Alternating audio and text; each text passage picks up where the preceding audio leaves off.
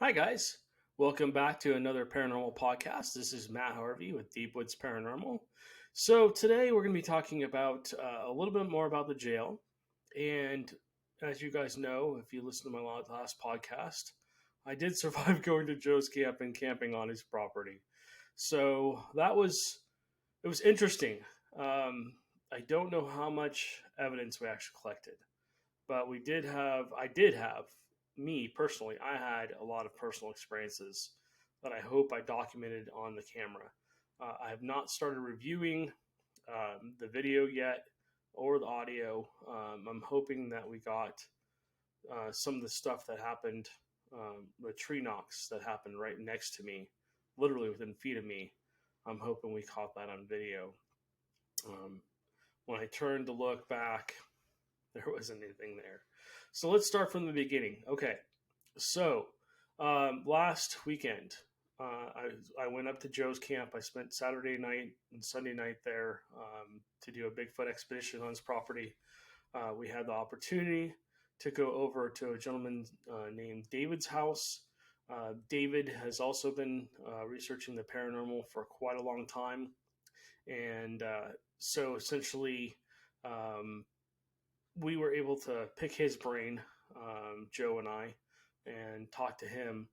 And he blew my mind.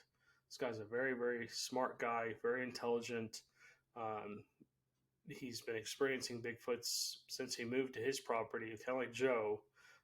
He kind of reminds me of Joe, but he doesn't have as much land as Joe.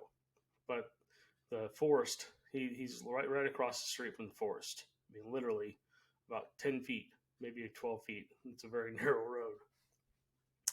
So, anyways, yeah, I mean, he told me a bunch of stuff that some of what I had known, some what I hadn't heard. Some of the things he said is that the bigger ones, the larger males, the more dominant male in the pack, have these yellow, almost asterisk-like eyes. Their eyes are yellow. They're not red. They're not green. They're not white. They're yellow. Another thing that he was talking about was in his area, apples and peanut butter cookies, believe it or not, cookies, um, and grapes are what the Bigfoots really like on his property. His property, they have juveniles that come down and sit right in the tree line, right across from the road, right behind the road. I mean, literally 2 or 3 feet from the road.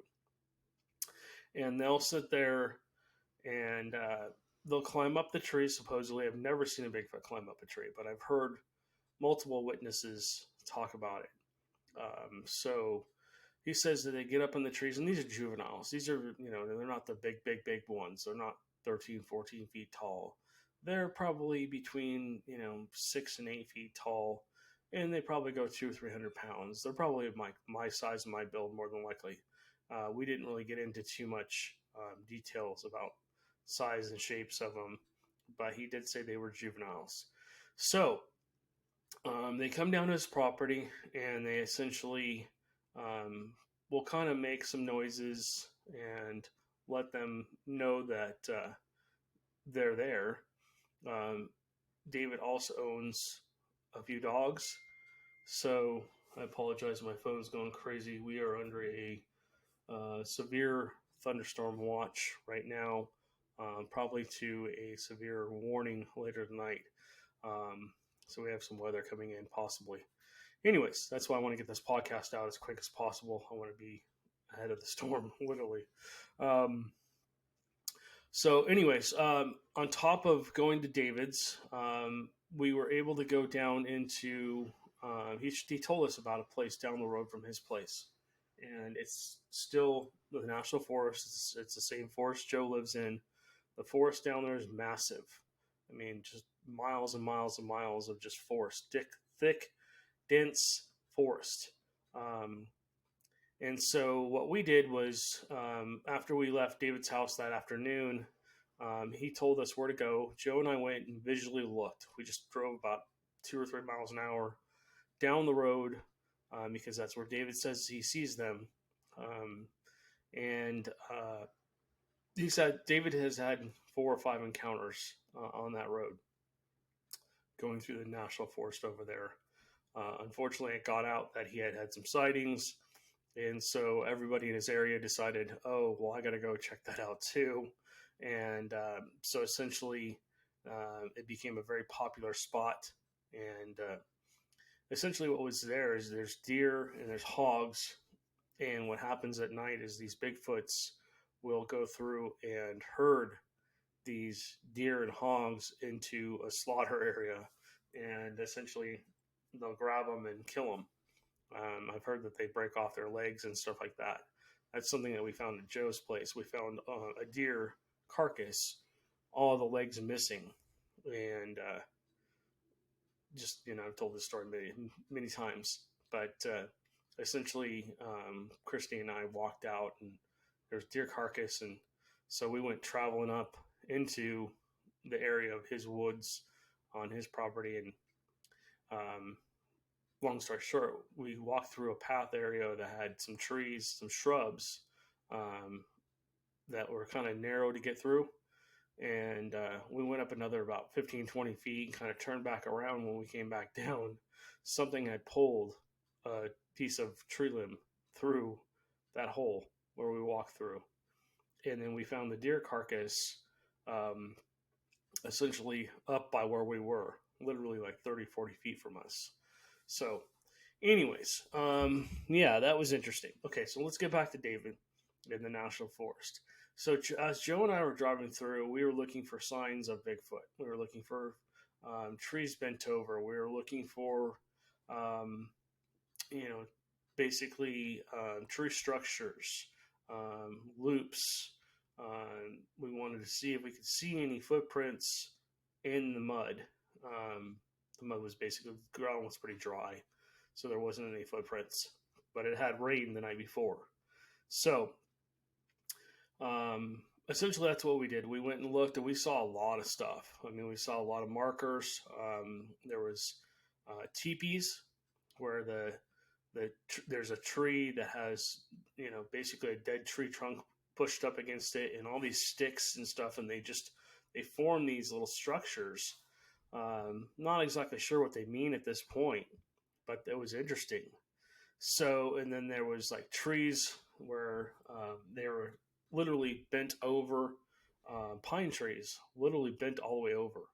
And David has actually seen them do that before. He's seen the juveniles over there, and essentially they bent the trees over and made it so essentially the trees are like looped over, and then basically they would let go of it. He was watching this, it let go of it. He couldn't actually see the Bigfoot, but he could see the tree going back and forth. He could see it bend over, and then basically he saw it flip back up. So that was interesting to hear him say that. He told us a few other things that I'm not going to give away because I this is something I want to hold on to. Some very interesting information that I've never heard before, and actually I think he said I talked to him on the phone one time, and it was kind of hard to hear him because Joe's phone's not that great, but yeah, he had told me a story over the phone about something, and so he told me that again, which was interesting. So David's very credible witness. Don't want to get into too much information on him, just because I don't have permission to. I don't think he'll mind if I'm kind of talking about him and his property, because nobody's going to know where it is or anything. Anyways, so I went and set up a tent on Joe's property. I thought as I set up the tent, oh yeah, I'm going to have all these activity and all this other stuff. Got the tent set up around noon. And Joe came walking over. He goes, okay, so this is about the time they start doing tree knocks. And all of a sudden you start hearing one knock, and then another knock, and another knock, and another knock. And unfortunately, by the time I grabbed my phone out of my pocket, they'd stopped. But there was about 7 or 8 of them, just boom, boom, boom, boom, boom, all different directions. And he was saying that essentially he thought that they were trying to figure out where each other one was, each of the other Bigfoots was.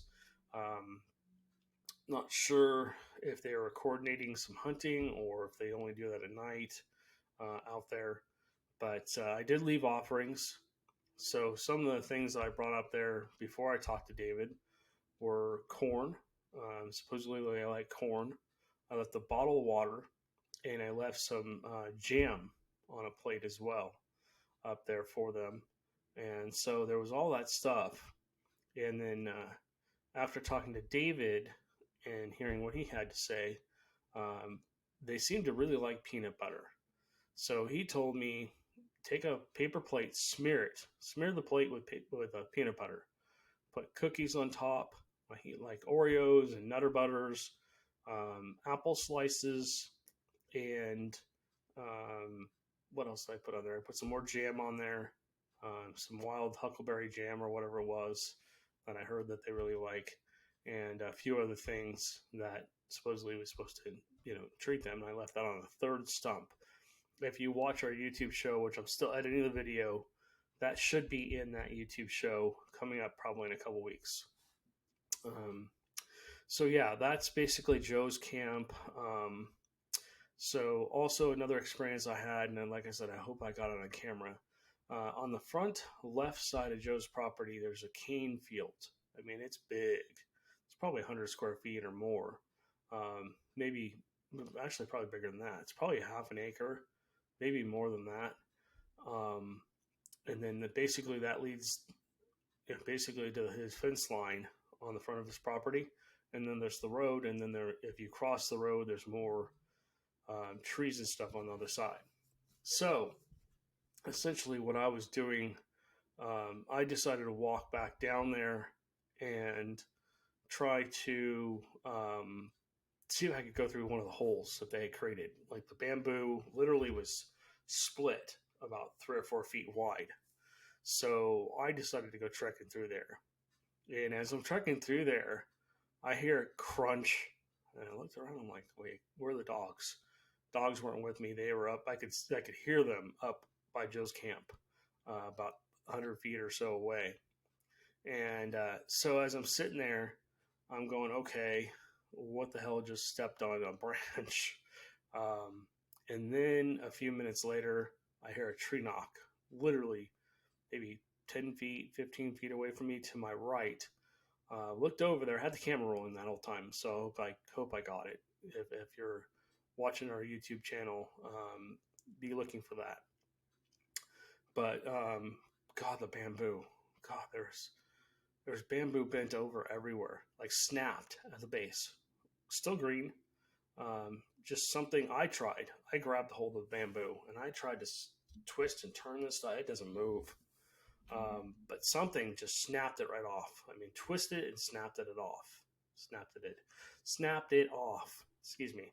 And then basically there was like bamboo, a piece of bamboo, where the trees were basically lined up in almost in a row, and something had taken in that one of those pieces of bamboo, one of the long branches, or maybe even one of the stalks, and weaved it through the tree trunk, the trunks of the bamboo in a straight line, perfectly straight line, perfectly level. And next to that was another large piece of bamboo leaned against a piece of bamboo, another bamboo trunk that was alive. And then there was all these other sticks and stuff leaned up against that in a teepee-like fashion. So essentially, I walked around there that whole time.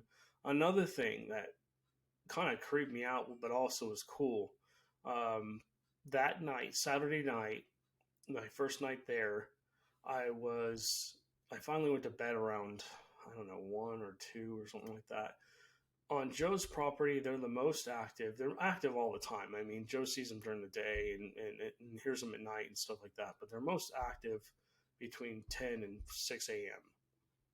And I think the peak hours are like midnight to like 4 or 5 a.m. because they know Joe's usually asleep in his camper at that point in time.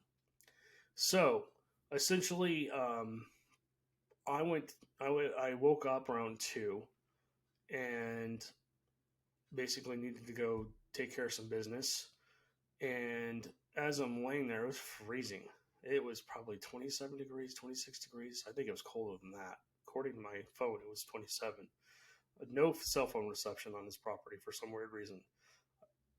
Excuse me. Up to this point, I've always had cell phone reception. I've always been able to do, some Facebook Live or anything. So I apologize, guys, if you're on our YouTube channel or Facebook channel. I was not able to do anything. I couldn't get anything. I couldn't get a signal anywhere on his property. I had to go miles away from where he lived just to get a signal. So I couldn't do a live investigation, unfortunately. I apologize for that. Anyways, getting back to my story. So it's about 2 a.m. I wake up and it's freezing. And I'm like, I don't want to get out of my sleeping bag. I was cold inside my sleeping bag with jeans on, a heavy jacket, and a beanie with my hoodie up, and I was cold. So I was like, okay. And then something brushes the side of the tent right where I was sleeping. It like pushed the side of the tent in, and I didn't do anything. I didn't make any noise. I was like, okay. I wanted to see what would happen after that, but something was playing outside of the tent. I could hear it walking around, and so I waited about a half an hour, and it died down. And I really had to go to the bathroom, so I had to walk out and go down to his little outhouse. And so I walked.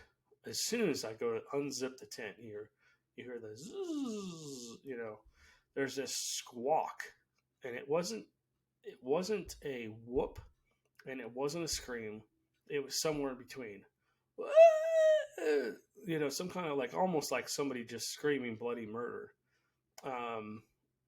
But it wasn't like a female scream. It was like nothing I've ever heard before, and it happened right as soon as I did that. And so I walked out and I kind of looked at the tree line, and I'm looking. I'm like, okay, I don't see anything. And I'm like, I bet you they're standing right there because I was camped across the way from where the blind was, and I figured maybe something had come into camp. I had trail cams up everywhere, so I will be checking those trail cams. I didn't get very many photos or videos, so I'm going to see if any of it's anything else than Joe and I moving around his camp or the dogs moving around the camp. But I had those up on Saturday night. Sunday night, I took them down. I'm like, okay, I think if they're going to come in here and do anything, I need to remove all of the cameras, let them see there's no cameras. I left the offerings out another night, and that's when I put out like the peanut butter and the cookies and the apple and all that other stuff. In fact, I even walked out and left apples on their tree structures. I did check it on Sunday morning. They were still there. And then I checked it on Monday. They also were still there. So I don't know if they were active in that area. Maybe because I was camping out there, they decided not to come in. But yeah, very interesting. I mean, just a cool experience. And then I did find a couple of footprints. We found a pretty good sized one out there, fresh footprint. So I know they're still there. Just because, and if you've heard me talk about this before, I apologize. Just because Joe had to remove all the pine trees, which was about 50 or 60% of the trees on his property, because of the bark beetles, and he didn't want fire danger. He basically, I think that affected the Bigfoots and them coming onto his property down to basically where I was. If I had camped and those trees were still there, I think I would have had a lot more activity. I think they would have felt more comfortable coming into camp. I also did have another sighting. I saw what looked like a juvenile. I just saw like this cone-shaped head, not quite cone, but just like an egg-shaped head with a lot of fur on it. And I think I'm pretty sure I saw shoulders. It wasn't much bigger than me, but it was crouched down behind where the little creek on his property is. The creeks, he has 3 creeks that run across his freshwater creeks that run across his property. So, yeah, I did. Let's see. Other than that, I don't remember if I experienced anything else. Trying trying to think.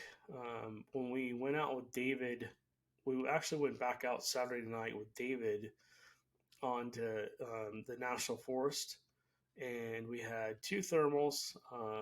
We had a spotlight, and we had two pairs of night vision binoculars that record. And we didn't see anything. We heard something. Could have sworn I heard a whoop a couple times, and we definitely heard um, like tree branches being snapped as we were we pulled over. We drive a little bit and pull over to places where he's had experience. David had experiences before in the national forest, and we would stop, turn the car off, and go quiet, and just sit and listen. And you could hear things walking around, but we couldn't physically see them. I actually did think I saw one time. I think it ducked behind a tree as I looked over at it. I think their curiosity is what basically got me the opportunity to possibly see. And I don't know if it was Bigfoot, but it was a black silhouette, and I just saw it move from in the clearing to behind a tree, which is a lot like Bigfoot basically do. So, anyways, Joe's camp. I would say at this point, I don't know if we're going to go back up for a while. It's not. It was. I want to say it was a little bit active, but it wasn't like what we're used to experiencing on his property. I think the next time I go up to his area, I'm going to, and hopefully Amanda will be able to go with me. Amanda she had food poisoning of some sort, and it took her over a week to get rid of it. It went from food poisoning to something else, and no, I did not poison her. So essentially, she got some kind of buildup in her stomach, and yeah, she just couldn't go. We tried, but the doctor's like, no, she's not going. You can't take her up there; she'll just get sicker. So she unfortunately had to stay home, and so like I said, the next time I go up there, I think I'm going to backpack it. I'm going to carry a little tent, some kind of air mattress or foam mattress, and then as much gear as I can physically carry on my body. I'll probably take the full spectrum camera back out with me, and then also take the GoPro because they're light and they won't be heavy to carry. I don't want to really be carrying around a big heavy camera. That'll also make me loud. And I want to go camp in some of these areas across from Joe's camp. There's another freshwater creek, which I think they're crossing the road from Joe's camp over to that side. And then because it's public land, that's public land. I can camp over there. And then there's other places like the National Forest down by David's house, which is about 20 minutes away. Same forest, like I said, this forest is massive. But we had to drive about 20 minutes to get to David's house. And so essentially, I think I'm going to go over to his area. Maybe David will want to come out with me. And I might spend a night or two in that area. That'll probably be the next Bigfoot expedition where we spend multiple days out at a location. But what I'm probably going to do is park my car at Joe's camp and then essentially walk into... Whoa. Hello?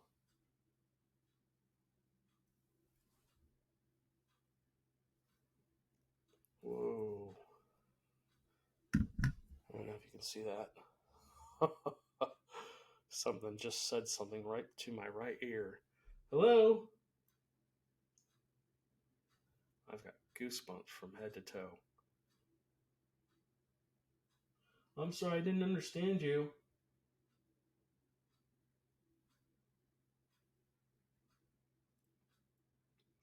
Yeah, nothing creepier than being doing in the middle of a podcast and have a voice come into your right ear. Yeah, so I'm wondering if one of the items behind me, let me turn this just a little bit. Oops.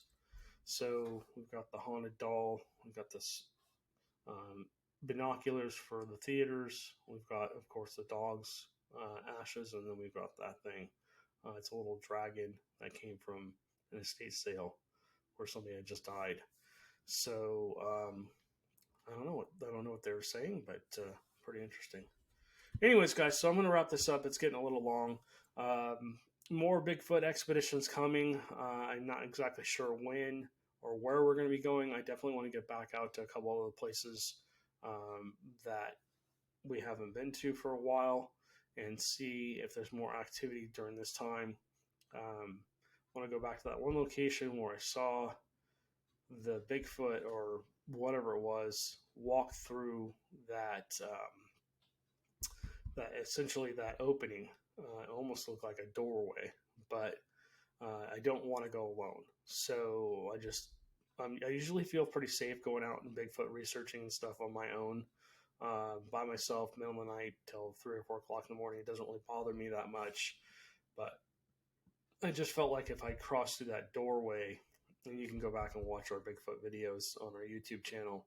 And if you're interested in finding out more about Joe's Camp, go to our YouTube channel and watch Joe's Camp. We are on Rumble now too. If you guys don't like YouTube, we're on Rumble, and then also, of course, we've got our TikTok videos that we do, but they're much shorter than this. So, anyways, yeah. So future plans, getting back out and doing more Bigfoot research. We may also have an opportunity. Well, we do have an opportunity to investigate a location that seems to be very actively haunted. Maybe I'll talk about that in the next podcast. We just did an investigation there. That YouTube video will be up. The old jail. We did a live video there for a little while and stuff like that. So we will be investigating that location as much as possible here in the next little while in the near future. We are in good standing with the owners and stuff like that. So that'll be cool to continue to document the paranormal activity, the ghosts in that area and stuff like that. So, all right, guys, I'm trying to get a few more guests on, a couple of Bigfoot researchers as well. I want them to come on and tell their story. If you guys are listening and you've had a Bigfoot experience, we don't need to use your name. You can be completely, off the grid. We don't need. You can be in incognito mode. We don't need your name. We don't need anything else. Just come on and tell your story. I mean, if you're a Bigfoot researcher, please contact me. All of our information is on our website, deepwoodsparanormal.com. And you can basically contact us there. We'd love to have people on our show. So, all right, guys. Well, thank you guys for listening. I appreciate you. Next week, we'll probably either have a guest on or we'll be talking about some ghost stories. I know Amanda and I were talking about sitting down and talking about all the places we've lived together, because we've always had strange activity. Just had whoever that was, a male entity talking to my right ear. I didn't know there was any male entities here. So, yeah, I mean, we'll be talking about some cool things coming up. So you guys stay paranormal. Amanda and I try and make the paranormal normal.